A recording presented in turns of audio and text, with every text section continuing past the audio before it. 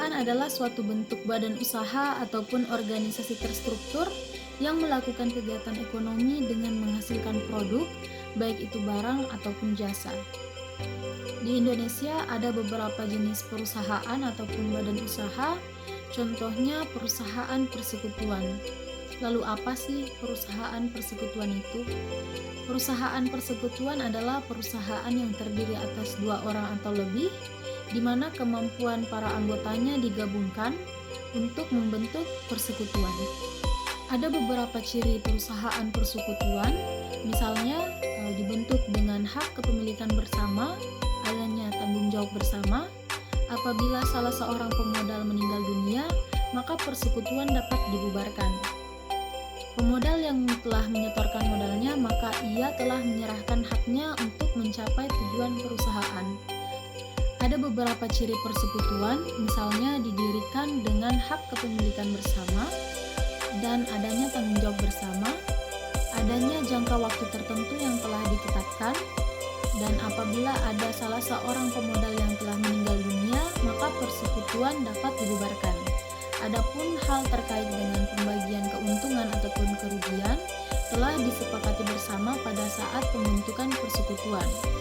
Lalu, pemodal yang telah menyerahkan modalnya, maka ia telah menyerahkan haknya untuk mencapai tujuan perusahaan. Ada beberapa jenis persekutuan, misalnya persekutuan perdagangan. Persekutuan ini melakukan kegiatan produksi, konsumsi, ataupun distribusi. Perusahaan persekutuan jasa-jasa adalah persekutuan yang melakukan proses penjualan jasa yang diklasifikasikan atas kemampuan para anggotanya. Persekutuan umum adalah persekutuan di mana para anggotanya dapat melakukan kegiatan perusahaan dengan mengatasnamakan perusahaan. Sedangkan persekutuan terbatas adalah persekutuan di mana para anggotanya ini tidak dapat melakukan kegiatan perusahaan ataupun tanggung jawabnya telah dilakukan pembatasan tertentu. Selanjutnya adalah perusahaan persekutuan saham gabungan. Persekutuan ini adalah perusahaan di mana modalnya itu dapat dipindah tangankan suatu waktu. Kemudian jenis-jenis persekutuan berdasarkan ada tidaknya hukum yang mengikat, antara lain adalah firma dan CV. Firma adalah persekutuan yang terdiri atas 2 orang ataupun lebih, di mana para anggotanya itu memiliki hak yang sama dalam mempertanggungjawabkan persekutuannya. Sedangkan CV adalah persekutuan yang di mana tanggung jawab itu terbagi. Ada anggota yang memiliki tanggung jawab penuh terhadap persekutuannya, dan ada pula anggota yang hanya memiliki tanggung jawab tertentu saja. Kemudian, perusahaan persekutuan yang tidak memiliki badan hukum diantaranya adalah koperasi, yayasan, dan perseroan.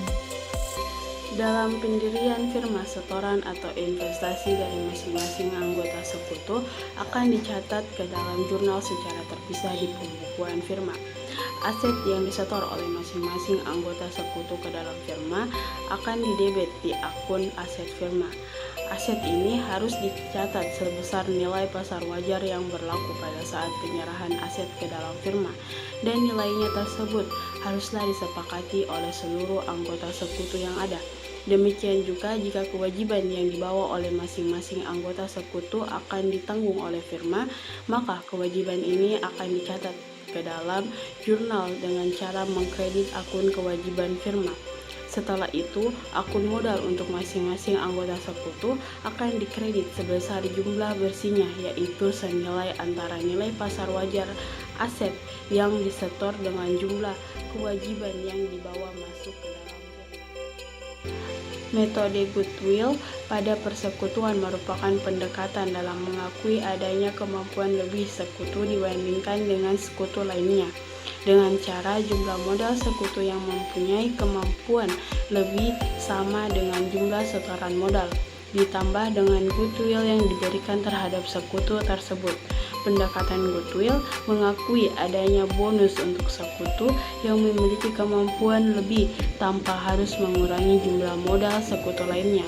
Sekutu lain yang menyetorkan modal diakui sebesar setoran tersebut. Metode bonus pada persekutuan merupakan pendekatan dalam menentukan di mana kemampuan lebih suatu sekutu tidak dicatat melainkan dibebankan kepada pemilik modal sekutu lainnya. Modal sekutu yang tidak memiliki kemampuan lebih akan diakui lebih kecil dibandingkan jumlah setoran yang diberikan. Pendekatan bonus akan mengakui jumlah setoran sekutu lebih besar daripada aktiva yang telah disetorkan karena adanya bonus yang diterima dari sekutu lainnya. Perbedaan antara metode goodwill dan bonus pada persekutuan ialah metode goodwill akan mengakui nilai lebih atau kemampuan lebih sekutu di perusahaan tanpa harus mengurangi jumlah hak kepemilikan perusahaan dari sekutu lainnya. Sedangkan metode bonus akan mengakui nilai lebih atau kemampuan lebih sekutu di perusahaan dengan cara mengurangi kepemilikan sekutu lain. Perbedaan ini akan membuat pendekatan goodwill dan pendekatan bonus pada persekutuan akan memberikan hasil yang berbeda. Akan tetapi, hal ini tergantung kepada persekutuan mau mengakui nilai kemampuan lebih sesuai dengan metode yang dipergunakan dalam akta pendirian. Mampu menghitung, mencatat, dan melaporkan transaksi tambahan modal dari sekutu. Rekening modal transaksi yang mempengaruhi rekening modal adalah debit dan kredit. Rekening ini akan didebitkan dengan 1. Penarikan kembali modal, 2. Pemindahan saldo debit rekening atau prive, 3. Bagian rugi atau apabila tidak ditutup rekening prive. Kredit, rekening ini dikreditkan dengan 1. Setoran modal mula-mula yang dilakukan sekutu, 2. Setoran tambahan modal yang dilakukan sekutu, 3. Pemindahan saldo kredit rekening atau prive, 4. Bagian laba atau apabila tidak ditutup ke rekening prive. Menghitung, mencatat, dan melaporkan transaksi operasional dari persekutuan.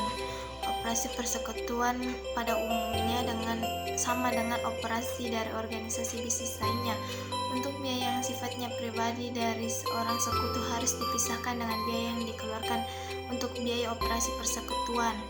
Bila ada sekutu yang melakukan pembayaran biaya yang sifatnya untuk kepentingan pribadi dengan menggunakan aset persekutuan, maka pembayaran ini akan dibebankan kepada akun modal dari sekutu yang bersangkutan. Kali ini saya akan menjelaskan alokasi pembagian laba atau rugi mengenai kesepakatan antara sekutu aktif dan sekutu pasif. Berdasarkan rasio tetap atau biasa yang disebut fixed ratio yang dapat dinyatakan baik dalam bentuk perbandingan, persentase, ataupun bagian.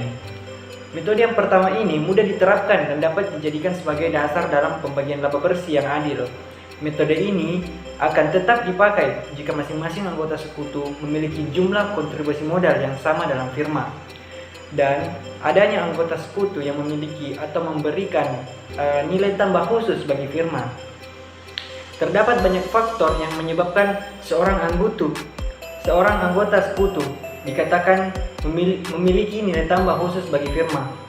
Di antaranya adalah kesanggupan untuk bekerja secara purna waktu, sedangkan anggota sekutu lainnya hanya bersedia bekerja secara paruh waktu. Memiliki kemampuan inovatif dalam menciptakan produk yang lebih berkualitas, unggul, dan diminati pelanggan. Memiliki kemampuan dalam memasarkan produk, memiliki reputasi kerja atau biasa disebut profesional yang baik dan dikenal luas, sehingga dapat memberikan persepsi yang sifatnya positif atau menguntungkan bagi perusahaan. Selanjutnya mengenai alokasi pembagian laba atau rugi kontribusi modal sekutu aktif dan sekutu pasif.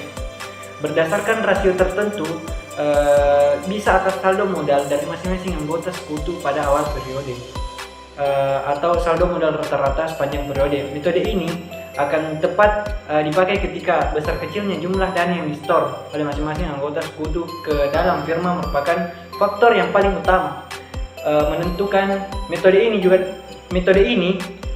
akan tepat dipakai ketika seorang manajer dipekerjakan untuk menjalankan perusahaan dan tidak ada seorang pun anggota sekutu yang ikut terlibat secara aktif dalam menjalankan kegiatan operasional perusahaan sehari-hari. Dalam hal pembagian laba atau rugi, yang berdasarkan pada perbandingan saldo modal rata-rata, besarnya saldo modal awal akan disesuaikan dengan besarnya investasi, tambahan, maupun penarikan yang dilakukan oleh masing-masing anggota sekutu sepanjang periode. Baik, selanjutnya mahasiswa mampu menyelesaikan siklus akuntansi untuk persekutuan. Pada kali ini saya akan menjelaskan siklus akuntansi untuk persekutuan. Laporan keuangan firma sama seperti laporan keuangan untuk perusahaan perorangan. Bedanya hanya terletak pada jumlah pemilik. Laporan laba rugi seperti laporan laba rugi untuk perusahaan perorangan, kecuali dalam hal pembagian distribusi laba atau rugi bersih. Dalam perusahaan perseorangan, seluruh laba yang terjadi itu saja akan dinikmati sendiri oleh pemilik tunggal perusahaan, sedangkan laba yang dihasilkan firma akan didistribusikan di antara para anggota sekutu, seperti yang telah dijelaskan dalam alokasi persekutuan untuk sekutu pasif dan sekutu aktif. Laporan perubahan modal untuk perusahaan perorangan atau bisa disebut proprietorship dinamakan laporan modal pemilik atau bisa disebut statement of owner equity, sedangkan untuk firma partnership dinamakan sebagai laporan modal sekutu. Fungsi laporan perubahan modal dalam firma adalah untuk menginformasikan kepada para pemakai laporan keuangan mengenai perubahan saldo modal dari masing-masing anggota sekutu, sekaligus jumlah keseluruhan modal firma sepanjang tahun neraca. Untuk firma sama seperti neraca dalam perusahaan perorangan, kecuali di bagian pelaporan modalnya untuk firma, saldo modal atas masing-masing anggota sekutu akan ditunjukkan secara terpisah dalam neraca.